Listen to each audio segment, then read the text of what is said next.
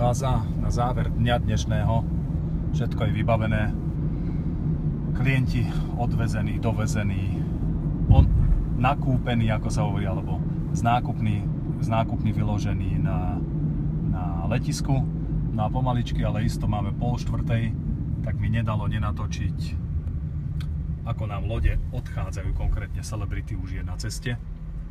O malú chvíľu to budeme vidieť. Ja v každom prípade tu využívam aspoň tú chvíľu, keďže chvíľu času mám na veľké poďakovanie našim klientom, ktorých som mal možnosť dnes jednak vyslať na loď, alebo ktorých sme mali možnosť jednak vyslať na loď cez travelocenter.com, ale aj klientom, ktorých som mal možnosť cez miamitours.sk odviezť, doviezť a postarať sa o nich.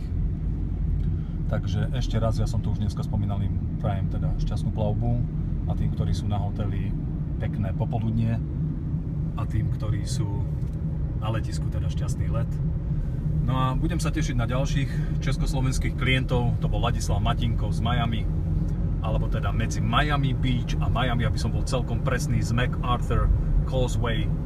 No a pohľadom na odchádzajúcu Celebrity Reflection sa s vami lúčim, pozdravujem do Čech a na Slovensko.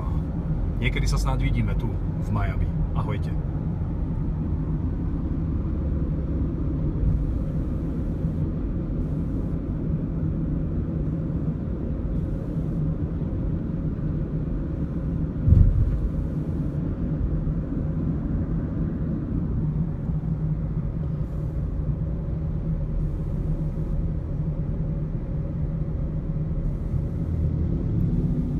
Celebrity Reflection versus MSC Divina.